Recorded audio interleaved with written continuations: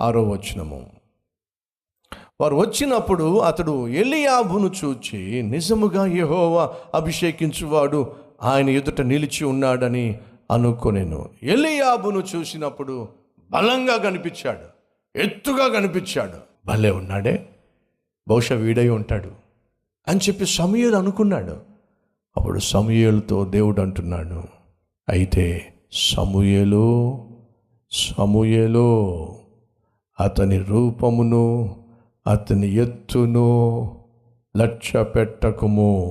మనుషులు లక్ష్య పెట్టు వాటిని యెహోవా లక్ష్య పెట్టడు. నేను అతనిని త్రోసివేసి ఉన్నాను. మనుషులు పై రూపమును లక్ష్య పెట్టుదురు గాని నేను హృదయములను లక్ష్య పెడతాను. ఎంత అద్భుతమైన దేవుడు అండి. పై ఆకారాన్ని చూసి మోసపోవద్దు సమూయేలు, పై రూపాన్ని చూసి మోసపోవద్దు సమూయేలు. అతడు బేషుగ్గా బాగా ఉన్నాడు అనుకుంటున్నావు, నా బయటికి బాగానే ఉన్నాడో, లోపల హృదయము సరిగా లేదు. ఈరోజు ఈ మాట మనలో ఎవరికైనా వర్తిస్తుందేమో.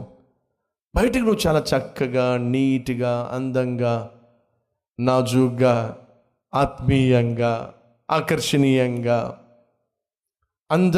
అందరితో కలివిడిగా కనిపిస్తావేమో, కానీ లోపల హృదయం మాత్రం సరైంది కాదు.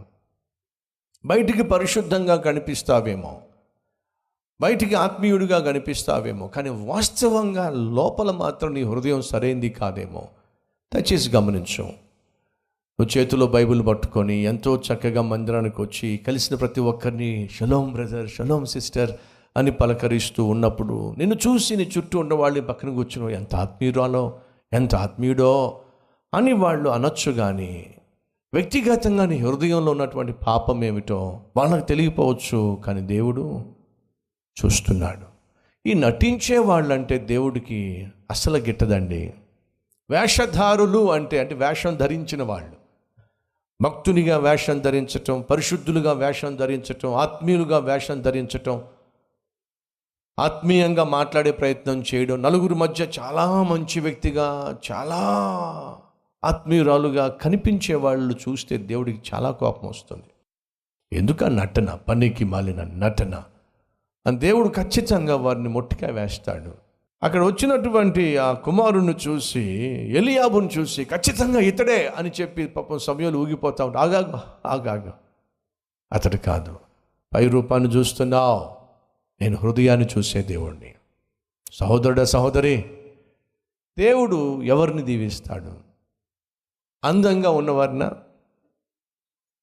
ఎత్తైన వారినా, రూపురేఖలు బాగున్న వారినా, చదువు సంధ్యలు ఎక్కువగా ఉన్నవారినా, పదవి పరపతి గలవారినా? లేదండి. మరి హృదయము బాగున్న వారిని దేవుడు దీవిస్తాడు. 13 అందుకు సమూయేలు ఇట్లా, నేను నీ దేవుడని యెహోవా నీకు ఇచ్చిన ఆజ్ఞను గైకొనక నీవు అవివేకపు పని చేసితివి. నీ రాజ్యమును ఇశ్రాయేలీయుల మీద సదాకాలము స్థిరపరచుటకు యెహోవా తలచి ఉండెను. సౌలో, నీ రాజ్యము ఇశ్రాయేలీయుల మీద సదాకాలము స్థిరపరచాలి దేవుడు ఆశపడ్డాడయ్యా. నీ తర్వాత నీ పిల్లలు, వాళ్ళ పిల్లలు, పిల్లల పిల్లలు సదాకాలము ఇశ్రాయేల్ దేశాన్ని పరిపాలించాలని దేవుడు నిర్ణయం తీసుకున్నాడు. దేవుడు, సహోదరులు సహోదరు వినండి, దేవుడు తాత్కాలికంగా దీవించేవాడు కాదు. దేవుడిచ్చే బ్లెస్సింగ్స్ టెంపరీ బ్లెస్సింగ్స్ కాదండి, తూతూ మంత్రపు బ్లెస్సింగ్స్ కాదండి. దేవుడు ఎవరిని దీవించినా మంచి మనసుతో దీవిస్తాడు. ఆ దీవెనలు శాశ్వత కాలం ఉండాలని ఆశపడతాడు. ఈరోజు నిన్ను దీవిస్తున్న దేవుడు, సహోదరుడ సహోదరి, శాశ్వతము నిన్ను దీవించాలని ఆశపడుతున్నాడు.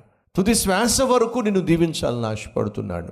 నీ మీద ఉన్న దీవెనలను నీ బిడ్డల మీద ఉంచాలని ఆశపడుతున్నాడు. ఒక స్టూడెంట్గా నేను ప్రార్థన చేసేవాడిని. ఏమని తెలుసా? ప్రభా, ఈరోజు నేను స్టూడెంట్ని, ఒకరోజు పెళ్ళి అవుతుంది, ఆ తర్వాత పిల్లలు పుడతారు. ప్రభువా, నా పిల్లలు కూడా నాలాగే నిన్ను సేవించాలి, నా పిల్లలు కూడా నాలాగే నిన్ను ప్రేమించాలి, నా పిల్లలు కూడా నాలాగే నీకోసం తృష్ణ కలిగి ఉండాలి. ప్రభువా, నా పిల్లల్ని ఏం చేయబోతున్నావు, నా పిల్లల్ని ఎలా దీవించబోతున్నావు నాకు తెలుసుకోవాలని ఆశపడుతున్నాను ప్రభువా. 18-19 సంవత్సరాల వయసులో పిల్లల కోసం ప్రార్థన చేసేవాడిని. ఏం చేయబోతున్నావు నా పిల్లల్ని నాకు తెలియజేయ ప్రభువా, నా మీదున్న ఆశీర్వాదం నా పిల్లల మీద కూడా ఉండాలి ప్రభువా అని కన్నీటితో ప్రార్థన చేసేవాడిని.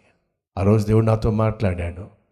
నీ మీద ఉంచిన నా ఆత్మను, నీ నోట ఉంచిన నా వాక్యాన్ని నీ సంతతికి సంతతికి సంతతికి అనుగ్రహిస్తాను. ప్రియ సహోదరి సహోదరులు, అది ఇప్పుడు వాగ్దానం కాదండి, 89లో దేవుడు నాకు ఇచ్చిన వాగ్దానం. అప్పుడు నా వయసు 18 సంవత్సరాలు. 18 సంవత్సరాల వయసులో దేవుని కోసం రోషం కలిగి జీవించాలి అని చెప్పి వాక్య పరిచర్య చేయడం మొదలుపెట్టాను. అలా వాక్య పరిచర్య చేయడం మొదలుపెట్టినప్పుడు నా సంగతి బాగుంది ప్రభువా, మన బిడ్డల సంగతి ఏమిటి, నా కుమారుల సంగతి ఏమిటి? ఎందుకు అప్పటి నుంచి నాకు నా మనసులో అది ఉండిపోయింది. నాకు దేవుడు కుమారులని ఇస్తాడు, కుమార్తెలు నాకు ఇవ్వడు అని చెప్పి. అంటే కుమార్తెలు ఇష్టం లేక సుమా. సో దేవుడిని అడిగాను నేను, నా పిల్లల సంగతి ఏమిటి అడుగుతున్నాను. తండ్రులు తల్లులు ఎప్పుడైనా దేవుని దగ్గరికి వచ్చి అడిగారా, ప్రభా నా బిడ్డల సంగతి ఏమిటి? భక్తుడైనటువంటి విలియం కేరీ ఒక మాట అన్నాడు, expect great things from God, attempt great things for God. దేవుని దగ్గర నుంచి శ్రేష్టమైన కార్యాలు ఆశించు, దేవుని కొరకు శ్రేష్టమైన కార్యాలు తలపెట్టు. చదువు సంధ్యలు లేనివాడు భారతదేశానికి వచ్చి, చెప్పులు కుట్టుకునేవాడు భారతదేశానికి వచ్చి 42 భాషల్లో బైబిల్ని తర్జుమా చేయించగలిగాడు. ఎలా సాధ్యమైంది? దేవుని యొక్క శక్తి. ప్రభువా నీ బలము కలిగి ఈ దేశంలో శూర కార్యములు చేస్తాను, సాహస కార్యాలు చేస్తాను. ఇతడు సామాన్యుడు కాదు. ఒక సామాన్యుడు అసామాన్యమైన పనులు చేయగలిగాడు. కారణం ఏమిటంటే అసామాన్యమైన దేవుని చేతిలో ఈ సామాన్యుడు పడ్డాడు కాబట్టే అసామాన్యునిగా మారాడో. నిన్ను కూడా ఆ విధంగా దేవుడు చేయగలడు. నువ్వు సామాన్యుడివే, అసామాన్యుడైన దేవుని చేతిలో పడితే సామాన్యమైన నిన్ను అసామాన్యునిగా దేవుడు మార్చగలడు. అట్టి కృప దేవుడు మనందరికీ అనుగ్రహించునుగాక.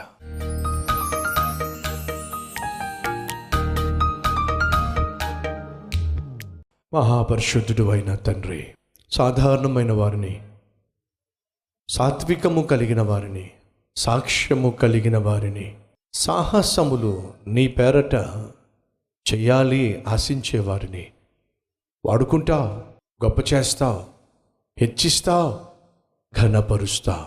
అసామాన్యమైన దేవుణ్ణి కలిగిన మేము ఎంతకాలం సాధారణమైన వ్యక్తులుగా మిగిలిపోతాం నాయన. దావీదు గొల్లవాడిగా మిగల్లా దేశానికి రాజు అయ్యాడు. పేతురు చేపలు పట్టేవాడిగా మిగిలిపోలా అసామాన్యమైన సేవకుడిగా తయారయ్యాడు. పనివాడే యోసేపు పనివాడిగా మిగల్లా ప్రధానమంత్రిగా హెచ్చించబడ్డాడు. వీళ్ళందరూ కూడా సాధారణమైన వాళ్ళే, సాత్వికము కలవాళ్ళు, సాక్ష్యము కలవాళ్ళు, సాహస కార్యములు చేసే స్థాయికి చేరిన వాళ్ళు. నాయన అట్టి కృప మాకు దయచేయండి అయ్యా. యేసు నామం పేరట వేడుకుంటున్నాం తండ్రి, ఆమేన్.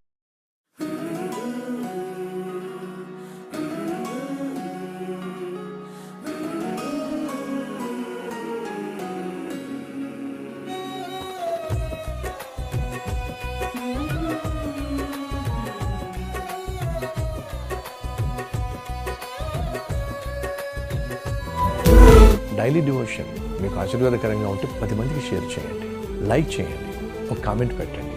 దేవుడు మీకు తోడై ఉండును గాక. షలోమ్.